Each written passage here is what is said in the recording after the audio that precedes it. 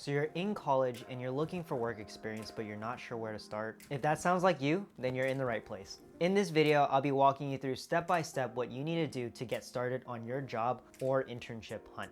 Make sure to stay until the very end of the video because I'll be sharing some helpful advice I wish I had when I started college. Hi, I'm Johnny. I'm a career coach and former recruiter, and I'm also a UC Davis alumni.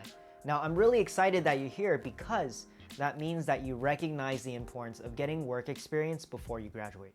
On this channel, I create videos on personal growth, careers, and high performance. Basically, everything I like to learn, I'll be sharing here with you. Now, if you like the sound of that, then make sure to like this video and hit the subscribe button and notification bell. All right, let's get started.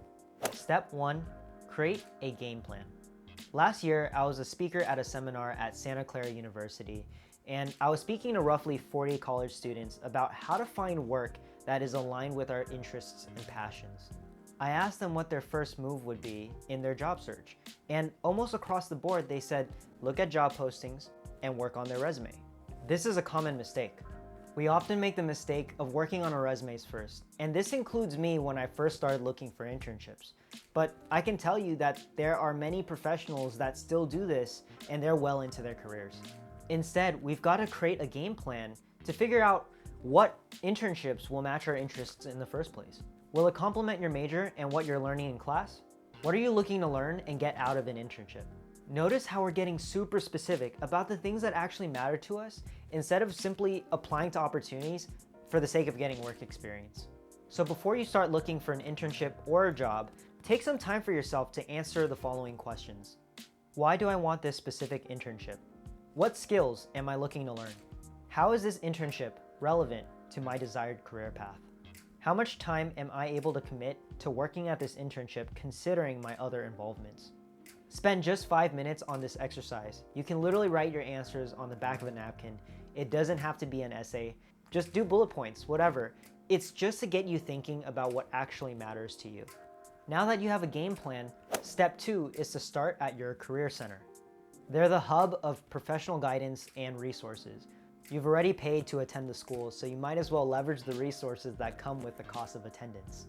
Here, you can be connected with other students, alumni, and potential employers and organizations that have a partnership with the university.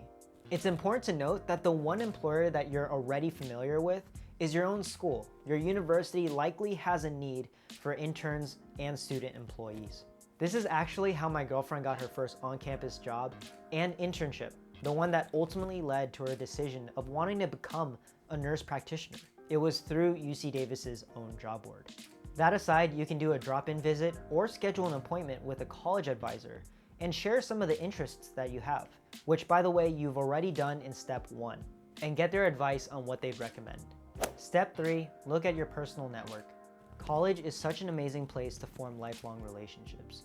There's so many communities that you can get involved with that satisfies every one of your passions and interests. And if there isn't one community, then you can create one. There's study sessions with your housemates, sports teams, and volunteer groups. And it's so weird, but when it comes to the job hunt, too many of us feel like we have to do it on our own. We don't.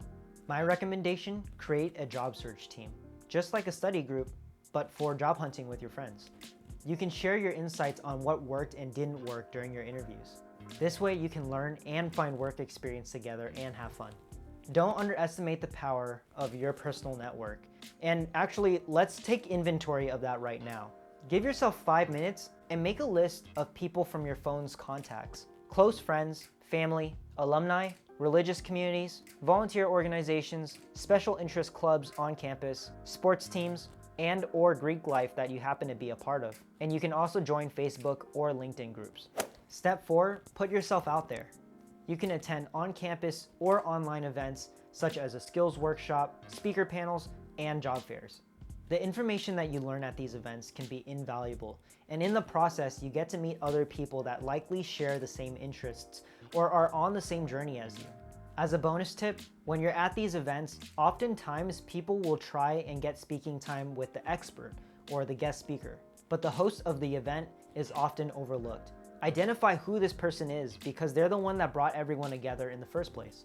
These are the people called connectors. Build an authentic relationship with them and they can point you in the right direction as well. Step 5, prepare your marketing materials. Remember how earlier in the video I said that we often make the mistake of working on a resume first? Well, in this step, we're finally getting around to that. Your marketing materials include your resume, your cover letter, and your online portfolio if that makes sense for your desired career path. The difficulty here is that we are typically unsure of what we should be highlighting in our marketing materials because we lack work experience in the first place. Don't worry, I have several videos lined up that talk about each of these marketing materials more in depth, which is why I recommend that you subscribe to this channel, hit the notification bell so you know exactly when those videos come out. For now, the main things that you need to know about the marketing materials are: your resumes should quantify your accomplishments and impact, instead of listing off the job duties you've been responsible for. Your cover letter can fill in any gaps you might have in your resume and provide more context behind your accomplishments and/or interests in applying to a specific job or company. This is common advice, but it's easier said than done. In simple terms, the main difference between your resume and your cover letter is that your resume explains the what. What have I accomplished? What kind of impact have I made? And then your cover letter explains the why. Why are you interested in this position or company? And why are you the best fit? Step 6, become a master at interviewing. In one of my favorite books, Awaken the Giant Within by Tony Robbins, he has this quote: "Repetition is the mother of all skill." And this applies to everything, especially interviews. Practice, practice, practice. Way too many professionals show up to the interviews unprepared and think that the employers should automatically recognize their skill or their potential. Nope. Fortunately, you and we know different. In one article, a shocking statistic is that 18 to 14-year-olds changed jobs 5.7 times on average during this 6-year period. And according to the Bureau of Labor Statistics, the average person has 12 jobs between the ages of 18 to 50.